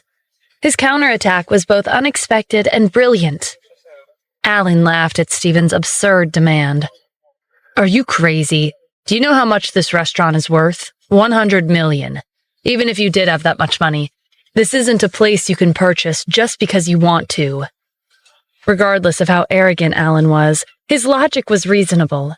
No matter how wealthy someone was, how could they purchase a high-end restaurant worth $100 million in the span of 3 minutes? Unless Stephen was a billionaire. To Vanessa and Alan's surprise, in less than 3 minutes, a man in a suit holding a leather briefcase stepped out of the elevator. He greeted Stephen respectfully and introduced himself as a lawyer. "This is a contract for ownership of Cloudwalk Restaurant. Once you sign, this restaurant will belong to you." Stephen took the contract and signed his name with a wave of his hand. Alan sneered at the ridiculous scene. "Where did you find this guy to pretend to be a lawyer?" He was interrupted when his phone vibrated with an incoming message. There was a link to an article with the headline, "Mysterious Tycoon Purchases Cloudwalk Restaurant." Did Stephen really purchase his family's restaurant? Alan's phone rang. His father was calling. Before he could even greet him, his father started cursing at him. "Stop fooling around outside. Who did you provoke out there? Thanks to you, Cloudwalk Restaurant isn't ours anymore. Hurry up and come home." Only now did Alan truly believe that Stephen had bought the restaurant. A grand, high-end restaurant with a market value of $100 million had undergone a change in ownership within 3 minutes. This was terrifying. "From now on, this restaurant is mine," Stephen said.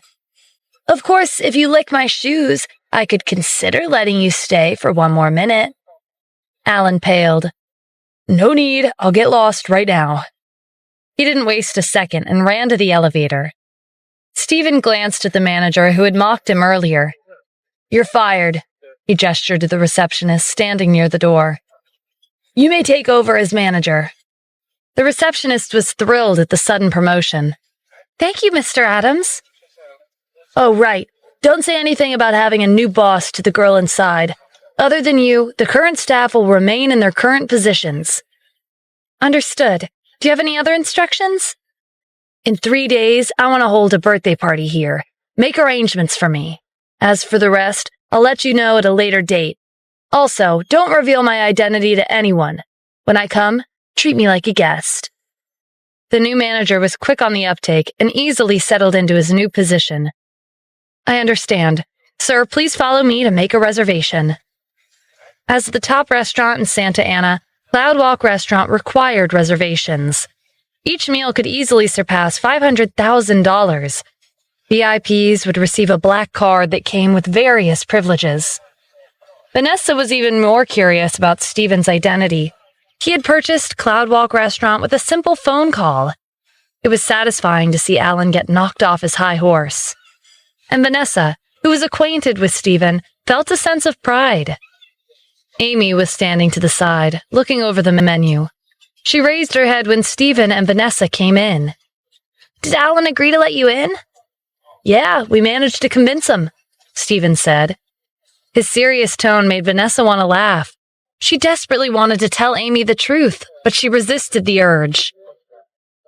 "All right, I've been looking around, and this restaurant is a great place to celebrate Kim's birthday, but it's too expensive. One serving of soup costs more than $10,000. I think Alan's right. We can't afford to dine here.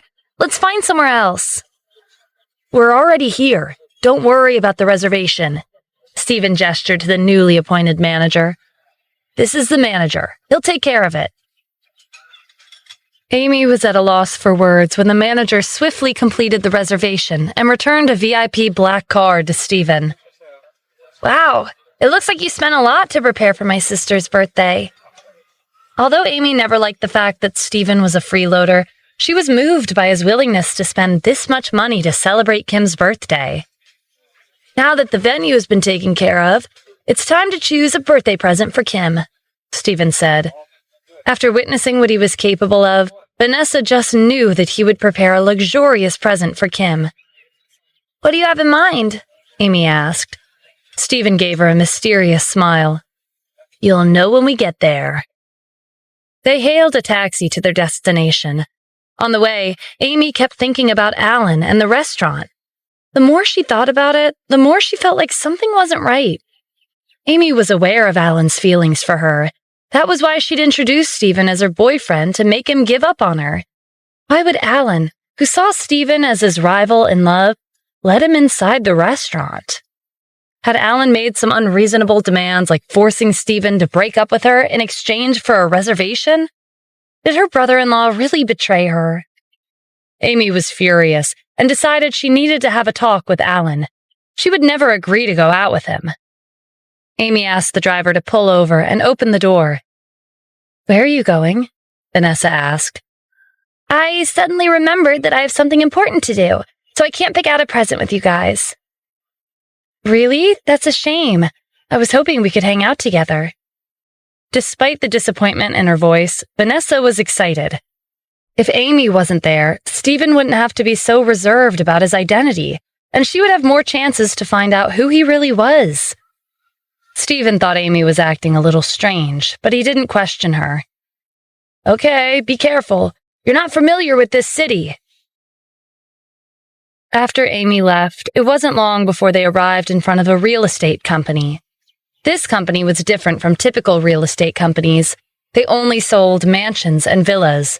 The starting price was in the millions, and only the filthy rich could afford to purchase one. "Are we here to buy a house?" Vanessa asked incredulously. "Yes. Kim's the vice president of Haynes Industries. She'll have to commute from Los Angeles to Santa Ana on a regular basis, and it won't be convenient to stay at the Haynes family's house every time. I decided to buy a villa for her so she could have a comfortable place to stay whenever she comes here for work." So that's how it is. Vanessa felt a little envious of Kim as she followed Stephen into the building. He greeted one of the real estate agents and asked her to introduce the villas they had for sale. The real estate agent took one look at his outfit and deemed him an unworthy customer. "Are you sure? Sir, we offer the best houses in the city, and the cheapest we have costs over $10 million. You can't afford it." Stephen didn't resemble the typical wealthy customer who visited their company. As a matter of fact, the girl next to him fit the bill more than he did. The real estate agent had met countless wealthy customers, so she didn't want to waste her time. Stephen frowned. "How would you know that? Get your manager. I want to speak to them." "It's obvious. You came here by cab because you couldn't afford a car. Someone like you won't be able to afford a villa here. There's another real estate company 10 minutes away. They offer more affordable residential apartments. The down payment is only $20,000, and you can repay your loan slowly. You should head over and find a house there." Although the real estate agent was recommending another company nearby, she didn't think too much of it. Their own company's down payment was around $200,000. A company that sold residential complexes wasn't worth paying attention to. The manager heard their dispute and came out of her office. She was surprised when she saw Stephen. He looked in her direction and was similarly surprised. In the past, the priest had made arrangements for Stephen to study at a school. The manager of this company, Priscilla, was one of his classmates. She was interested in him because of his good grades and handsome looks, but no matter how much she chased after him, he was indifferent. The real estate agent informed her manager that Stephen and Vanessa were disrupting business. "We're here to purchase a house. Is this how you treat your customers?" Vanessa snapped. The real estate agent retorted, "You obviously can't afford it, but you still insisted on seeing our best villas. If this isn't disrupting business, then what is it?" Priscilla turned back to Stephen. "I understand the situation. Stephen, how have you been doing these past few years?" "Me? There's nothing much to say. I don't have a stable job, and my wife works as a company executive." Compared to Stephen, Priscilla was living a much better life, and she was proud to tell him all about it. "After I graduated, I moved to Santa Ana. I chased after you when we were still in school, but we never ended up working out. But that wasn't something worth getting sad over, so I left Los Angeles for a new beginning. I found a job here and worked hard. I was recently promoted to sales manager. Oh yeah, I also met my husband in this city. He's also a company executive. His annual salary is several million. I didn't expect to run into you today. It made me remember the good old days." Priscilla was casually explaining what she had been up to after graduating, but the underlying meaning behind her words didn't go unnoticed. Her message was clear. "I liked you back then, but you never gave me a chance. See how far I've gotten? You can't even match up to me anymore. Do you regret not returning my feelings?" Without giving Stephen a chance to comment, Priscilla changed the topic. "I've heard about you here and there. You married into the Cassidy family, but your situation doesn't look too good. Did you get your wife's permission to buy a house here? The Cassidy family is wealthy to some extent, but our cheapest villa costs $10 million. I'm not sure that they can afford that." "I'm using my own money," Stephen said. "My wife's birthday is coming up in 3 days, and I wanted to buy a house for her as a birthday present." Priscilla couldn't help but laugh. "Your own money? It's been many years since we've last met, but it seems you've developed a skill for lying. But if you really do want to see our houses, I can show you around."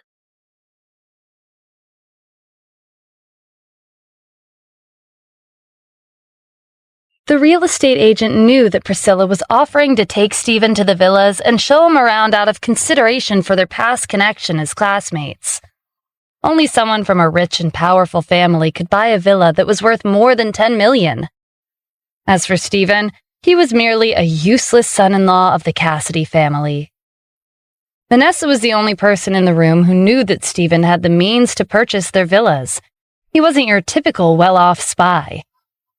"I told you, I'm here to buy a villa," Stephen said.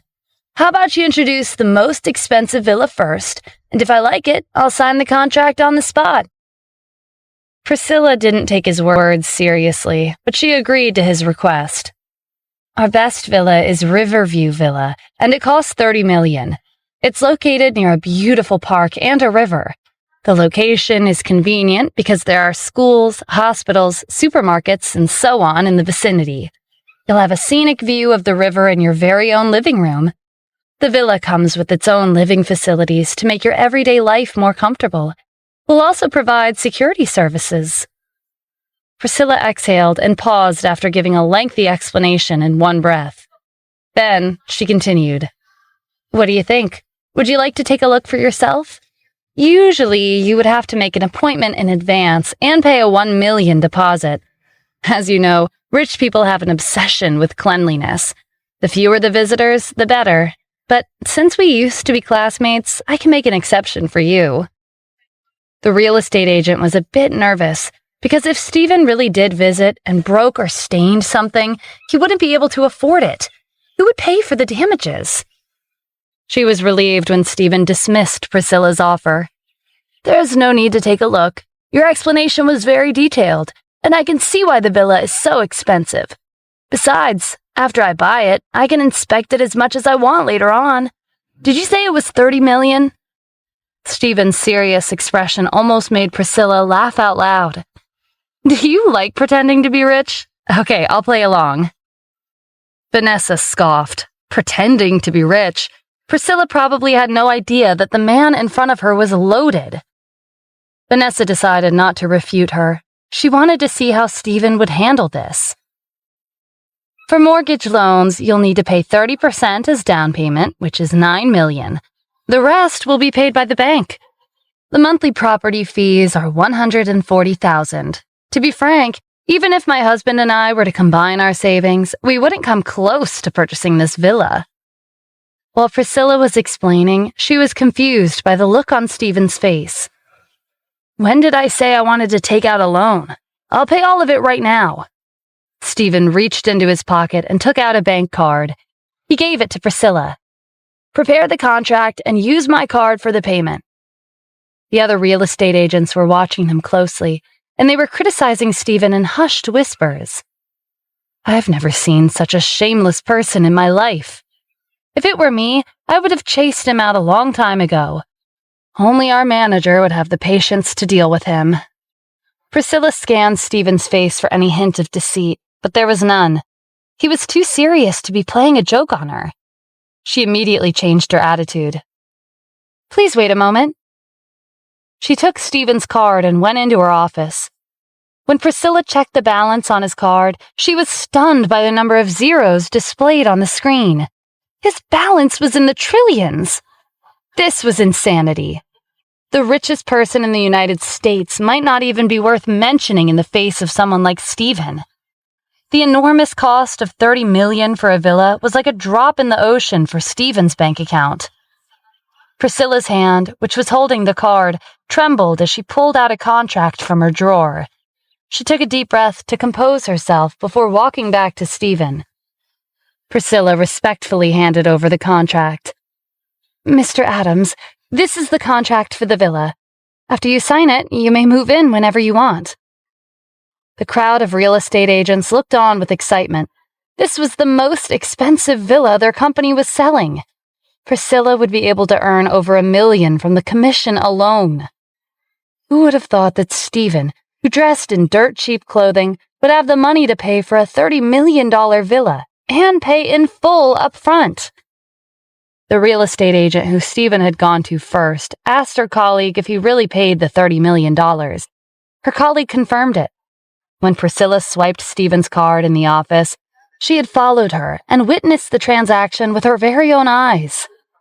The real estate agent regretted ever looking down on Stephen. If she'd listened to him and introduced the villas like he had asked, the $1 million commission would have been hers. When Stephen picked up the pen to sign the contract, an idea crossed his mind. He waved for Vanessa to come over. You should sign instead of me. Vanessa was in disbelief. You want me to sign my name? If I do that, then I'll be the owner of the villa. She couldn't understand what he was thinking. Was he planning on divorcing Kim and marrying her instead? Did he purchase the villa to express his feelings for her? Wasn't the relationship progressing way too fast?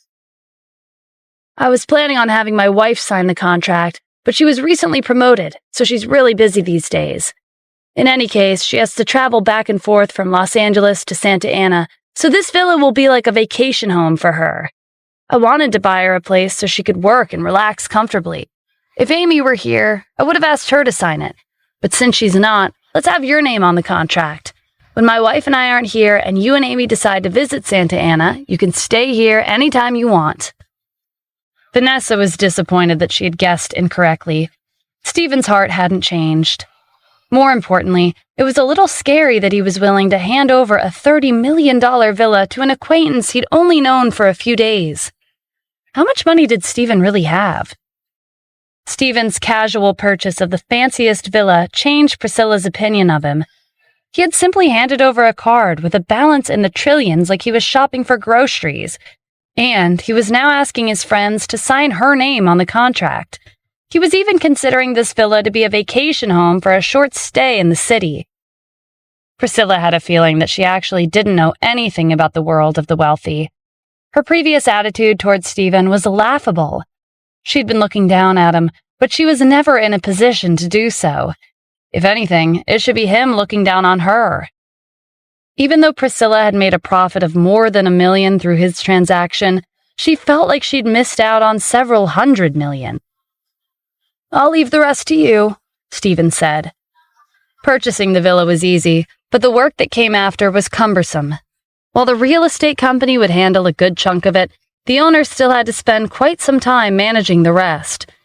This was one of the main reasons Stephen had asked Vanessa to sign her name on the contract. Vanessa nodded seriously.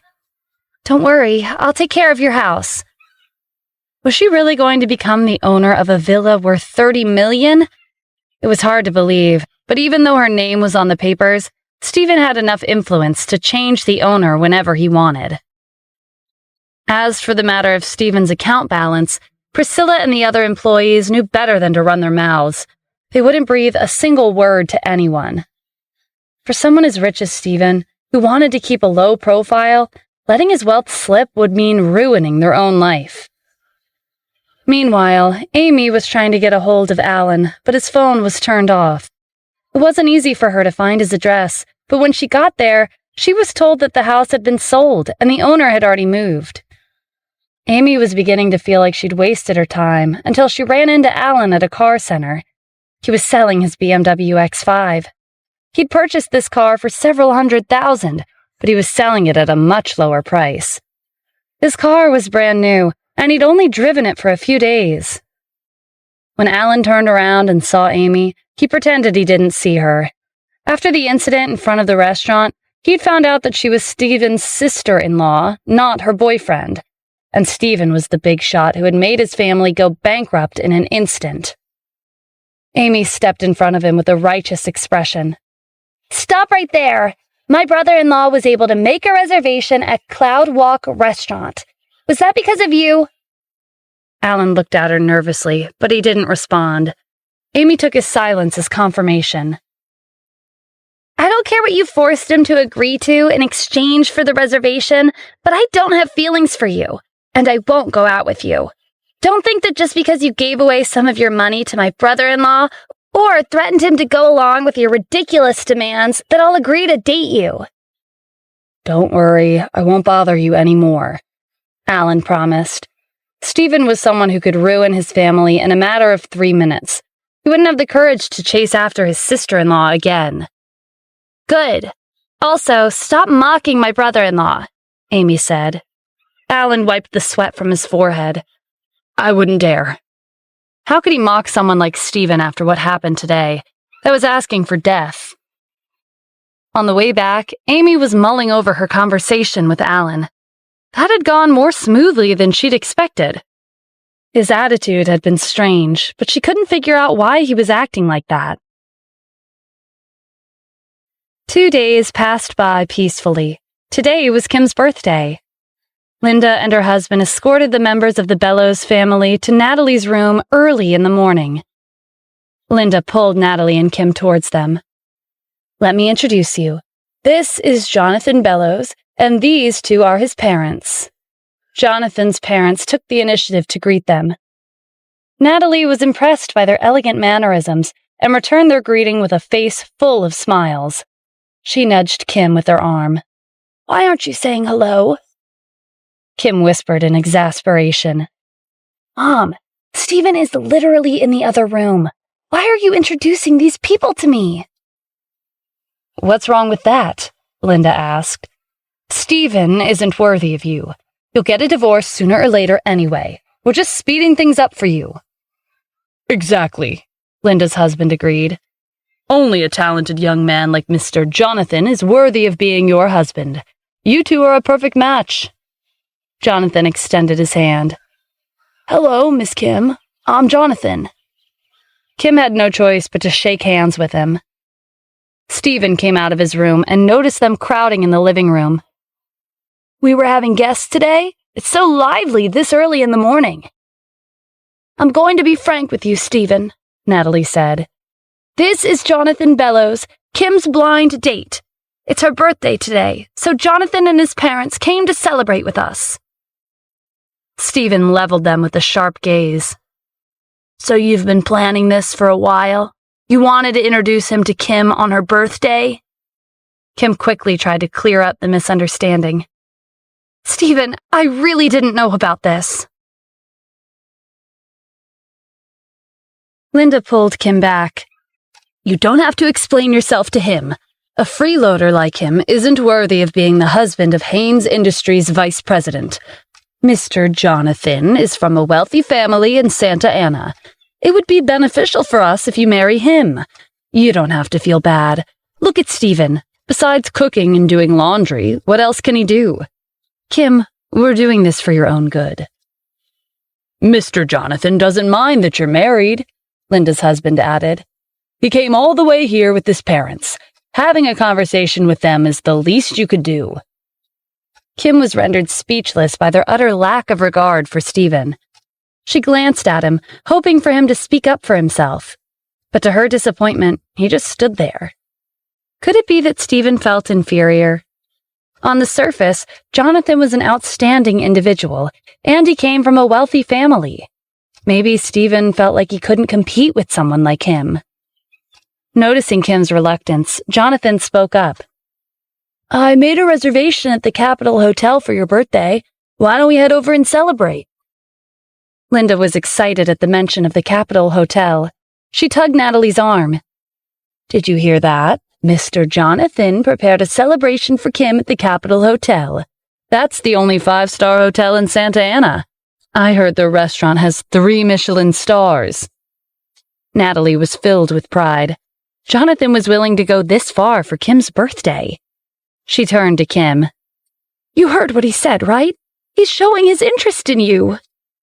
What a coincidence, Stephen interjected. I also made a reservation for Kim's birthday. Kim couldn't help but feel happy that he'd remembered her birthday. He hadn't mentioned it until now, so she thought he'd forgotten. Natalie gave him a doubtful look. You did? Where did you make a reservation? Jonathan could tell that almost everyone here was on his side. If his future mother-in-law was rooting for him and Kim to work out, wasn't their marriage guaranteed to happen? Kim was pretty in the picture that Linda's husband had sent him, but she was beautiful in person. He couldn't wait to get her in bed. I made a reservation at Cloud Walk Restaurant, Stephen replied. Jonathan crossed his arms. Are you joking? Do you know what kind of restaurant that is?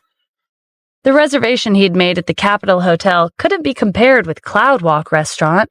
He was a member of the Bellows family, but he could count on one hand the number of times he'd eaten there. Even if they did have the money to dine there regularly, making a reservation was difficult. Only customers who'd spent more than $5 million would receive a VIP black card, and one of their privileges was the exemption of a reservation. It wasn't just the Bellows family who was hesitant to spend $5 million for a simple meal outside. There weren't many in the city who could afford it. Of course I know, Stephen said with a smile.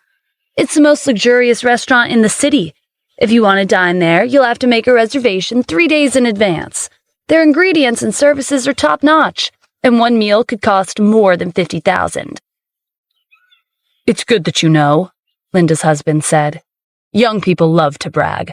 Let's stop wasting time and have a meal at the Capitol Hotel with Mr. Jonathan and his parents. An idea popped in Jonathan's mind. Hold on, Stephen said he made a reservation for Kim's birthday, so we have to go. We can't let his money go to waste. Jonathan looked at Linda and her husband meaningfully. How could they not understand the implication behind his suggestion? Linda's husband promptly played along with him. Mr. Jonathan's right. It's not every day we get to dine at Cloud Walk Restaurant. We should take him up on his considerate offer. Kim knew that they were doing this to embarrass Stephen, but recently, everything that he said, no matter how crazy, always ended up being the truth. She believed in him. Since everyone was in agreement, Jonathan drove them to the Millennial Plaza in his Porsche. Amy and Vanessa tagged along. At the restaurant's entrance, Jonathan pretended like he suddenly remembered something. I heard that customers who spend $5 million for one meal receive a VIP card. Do you have one, Stephen? Yeah, here it is. Stephen took out his VIP black card. Jonathan barely glanced at it. Isn't that fake?" His own family was fairly wealthy, but even they hadn't been able to get one of those cards. "It's not too late," Linda's husband said. "We can turn around and leave before he's exposed." "Yeah, let's get out of here," Linda agreed. "Even if he doesn't think it's embarrassing, I think it's embarrassing." Kim pulled Stephen aside. "Are you sure you know what you're doing?" "How could I not? They'll know soon whether I'm telling the truth or not." He held her hand and led her inside. The staff were aware that Stephen was the new owner of the restaurant, but they had been instructed to keep quiet. It was only when Stephen took out his VIP card that the receptionist welcomed him. Linda, her husband, and Jonathan were shocked. The card was real. This was Amy and Vanessa's second time at this restaurant, but they were still very excited. Stephen turned to Kim with a bright smile. "Kim, it's your birthday today, and I've prepared a surprise for you. Come with me." Kim was a little dazed as she scanned the luxurious furnishings. Stephen had really made a reservation at this fancy restaurant for her birthday. She didn't know what to expect as Stephen led her further inside. Besides their family and the staff, no one else was here. A dining table came into view. A red carpet extended from where they stood to the table. 5 waiters stood nearby, holding bouquets of flowers. "Happy birthday, Miss Kim," they said in unison. Kim stepped onto the red carpet, feeling like a celebrity at the center of attention. She slowly made her way to the table next to the window. Music filled the room. A violinist on stage began his performance of Happy Birthday. Stephen clapped, and fireworks sounded outside the building. They lit up the sky despite the glare of the sun. When the fireworks reached the sky, they formed the words, "Happy Birthday, Kim," before disappearing in a scattering of sparks. This spectacular view was visible to the entire city of Santa Ana. "Your brother-in-law is so romantic," Vanessa said. Even Amy, who was usually dissatisfied with Stephen's empty promises, was impressed by what he'd prepared. Stephen snapped his fingers, and a waiter came over with a bouquet of 999 roses.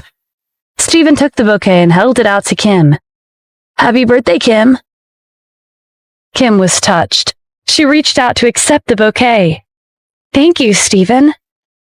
Even though they had been married for 3 years, their relationship was anything but romantic.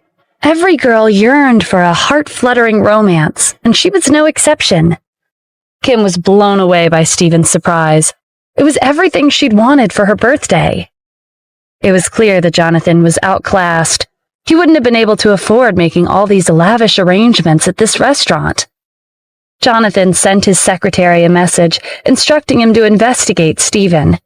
As someone from the Bellows family, it wasn't hard to obtain his information. "I was wondering how that freeloader managed to make a reservation here. It turns out that this restaurant belongs to Amy's university classmate. He's interested in her, so technically it's Amy who made this possible." Linda, her husband, and Natalie gave Stephen disapproving looks. Amy was disappointed in him, so he really had come to some kind of agreement with Alan. "Stephen, I get that you wanted to celebrate Kim's birthday, but please don't use me to make a deal in the future, okay?" Vanessa wanted to defend him, but she stopped when Stephen subtly shook his head. Jonathan felt proud of himself for turning the tables. "Let's forget about that for now. A birthday party isn't complete without gifts. Kim, I've prepared a present for you." He took out a brocade box and opened it. A beautiful necklace was inside. Linda instantly recognized it. "That's the limited edition Tears of Cartier necklace. There were only 10,000 of them made, and it's crazy expensive. Only the rich can afford it." Jonathan was satisfied with Linda's introduction of his gift. He closed the distance between him and Kim. "I'll put it on for you."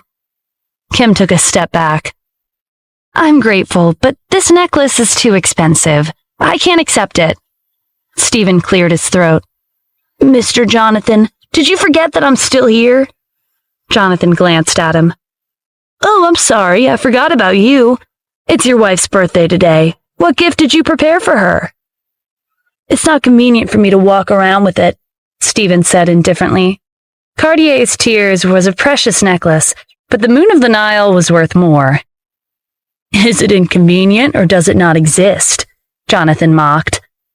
Or are you making up an excuse because you were ashamed of your gift after seeing mine? It's all right. You can take it out. It's your gift. We won't laugh at you.